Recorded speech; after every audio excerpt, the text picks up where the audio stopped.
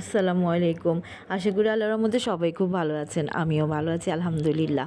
কাছে দূরে দেশ ও দেশের বাইরে আমার সকল ভিউয়ার্স ভাই আপুদের আন্তরিক শুভেচ্ছা, ভালোবাসা, অভিনন্দনে। তো আজকের ভিডিওটা সকাল থেকে শুরু করে দিলাম।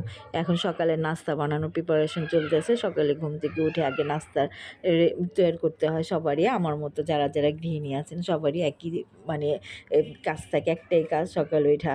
স্বামী সন্তানরা কী খাবে, বাচ্চারা কী খাবে সেই চিন্তাতে আগেই নাস্তার প্রিপারেশনটা করতে হয়। তো আজকে ওইটাই সকালে প্রথমে রান্না করে চলে আসলাম। তো এতদিন ভিডিও দিতে পারি নাই নানান কারণে।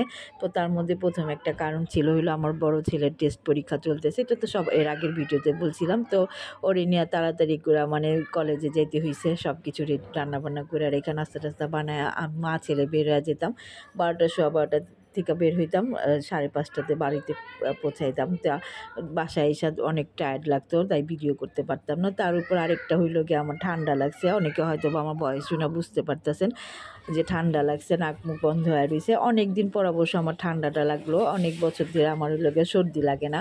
তো সর্দি লাগা ভালো, এটা আমাদের হাদিসেও আছে। তারপর বিজ্ঞানীও বলে সর্দি লাগলে মাথা পাতলা থাকে, মাথার যত আছে পানি টানি আছে সর্দি নাকের ময়লার সাথে বের হয়ে যায় সর্দি লাগলে আর কি। আমার মাও বলতো। তো এই তো আমি আজকে সুপি নুডলসই রান্না করতেছি। তো আমার কাছে সুপি নুডলসটাই ভালো লাগে সকাল সকাল। তো আমি এইভাবে সুপি নুডলসটা রান্না করি। প্রথমে পেঁয়াজটা লাল করে তার মধ্যে ডিমটা দিয়ে দিছি। ডিমটা ঝুরা ঝুরা করে এর মধ্যে লগিয়া ময় মশলা যা দিয়ে আর কি, যেমন একটা টমেটো দিলাম। তারপরে কেউ সয়া সস দিলে সয়া সস দিয়ে, আজকে আমার সয়া সস নাই এই জন্য দেই নাই। তো আমি টমেটো দিছি আর হইলো গিয়ে নুডলসের মশলা দিলাম, মরিচের গুঁড়া দিলাম, সব কিছু দিয়া এর মধ্যে নুডলসটা দিয়ে দিলাম। নুডলসটা দিয়ে একটু শুকনা নুডলসটাই দিয়ে দিলাম। কাশিও আছে হালকা পাতলা। তো শুকনা নুডলসটা দেওয়ার পরে হইলো গিয়া ভালোভাবে কষে পানি দিয়ে দিছি পরিমাণ মতো। তো এই যে পানি দেওয়ার পর এখন আবার একটু বাগার দিয়ে দিই, রসুন পেঁয়াজ দিয়ে আর একটা শুকনো মরিচ ফোড়নে দিলাম। এটা খেতেও ভালো লাগে, খেয়ে দেখবেন। তারপরে হলো ধনেপাতা দিয়ে দেব। তো সুপি নুডলসটা এভাবে রান্না করলে ভালো লাগে। অনেকের কাছে রসুনের ফ্লেভারটা ভালো লাগে না, কিন্তু আমার কাছে রসুনটা ফ্লেভারটা খুবই ভালো লাগে, কাঁচা বলেন আর বাগারে বলেন।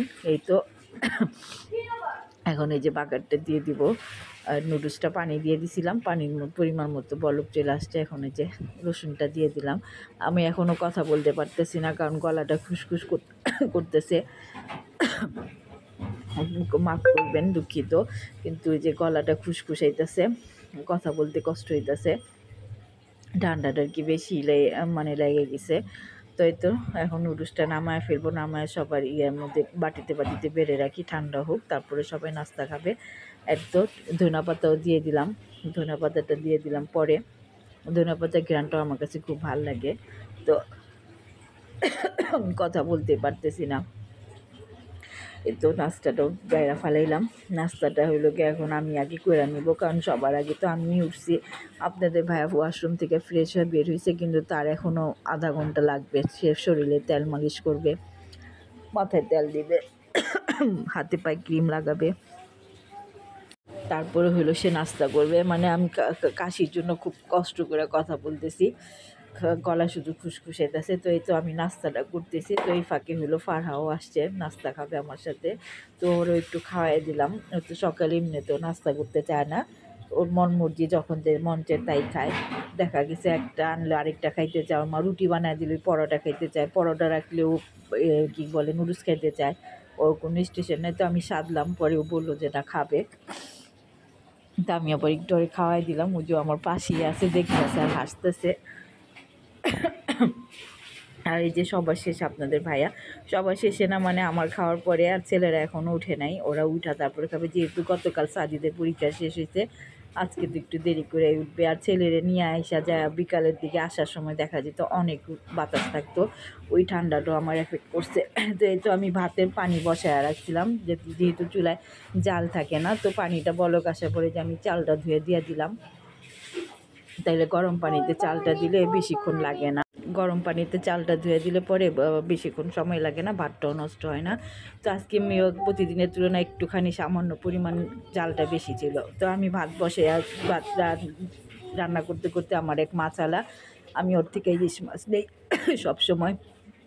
ও আবার ইলিশ মাছ নিয়ে আসছে।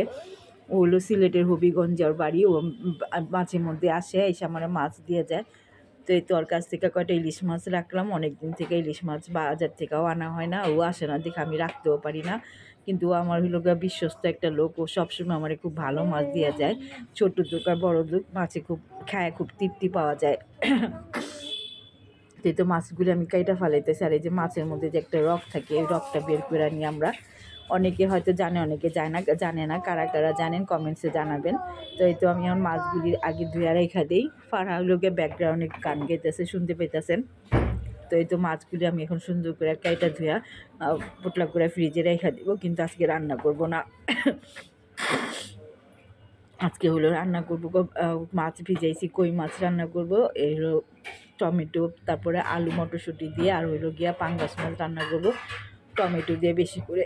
আর তো আমার এই যে কই মাছও আমি ভাইজা রান্না রাখা দিছি, পাঙ্গাস মাছটাও ভাজা হয়ে গেল। তো এখন আমি তরকারিটা বসায় দিই। প্রথমে হলো কই মাছের পাঙ্গাসের তরকারিটা রান্না করি, কারণ দেখা যাবে দুপুরে পাঙ্গাস মাছ খেলে রাত্রে কই মাছটা খাবে, দুইটা মাছ একসাথে দুপুরে খাবে না।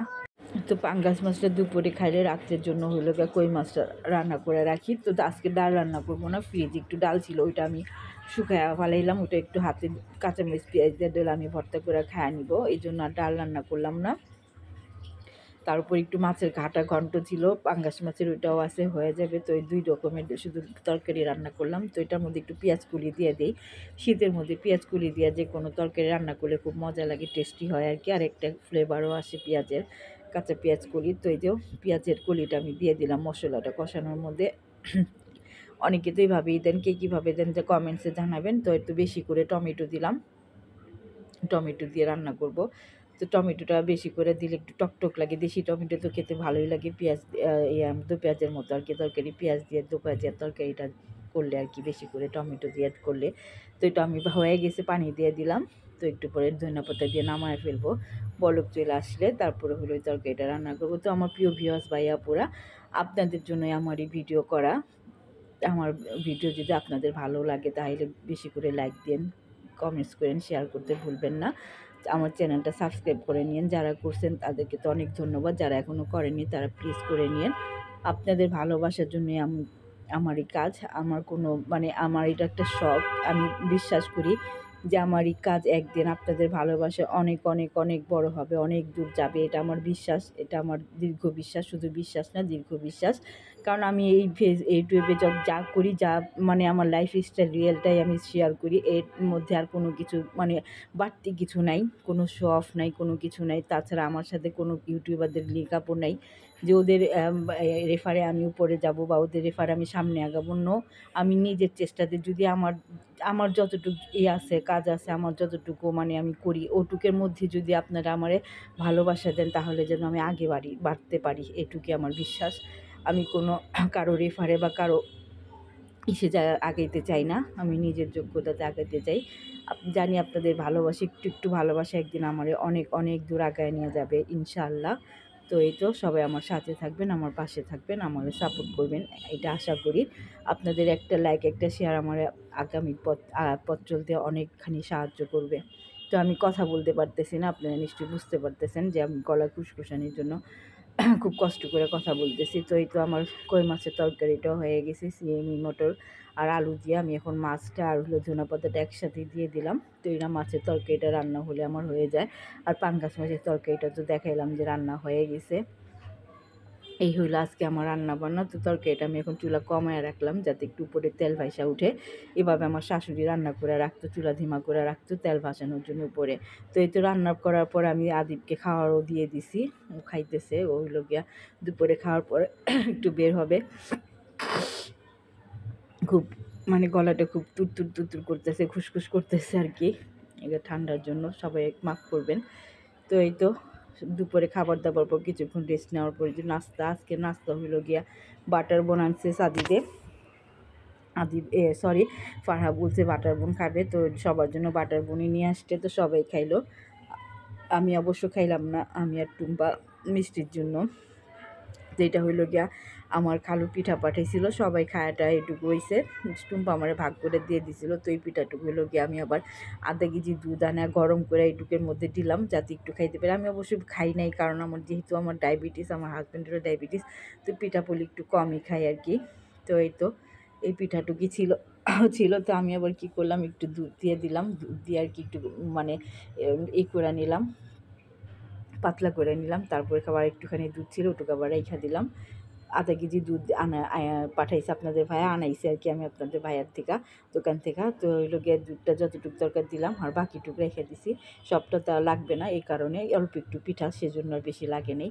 তো এই যে নাস্তার সাথে আপনাদের ভাইয়া হইলো সিমি মটর পাঠাইছে, আর ধনা পাতা কাঁচামরিচও পাঠাইছে। তো সিমিগুলি বের করে দেখি, সিমিগুলি বাসি সিমি, উপরে জামা খোসাটা আর কি কালো হয়ে গেছে। তো দেখা তো মেজাজটা খারাপ হয়ে গেছিলো। পরে অবশ্য সিমির মধ্যে বাইসা দেখি যে না, ভিতরেরটা ঠিকই আছে। এই কারণে আর কিছু করলাম না, রাগ করলাম না। তো আজকের ভিডিও বেশি বড় করবো না, এই পর্যন্তই। সবাই আমার জন্য দোয়া করবেন। আসসালামু আলাইকুম, আল্লাহ হাফেজ।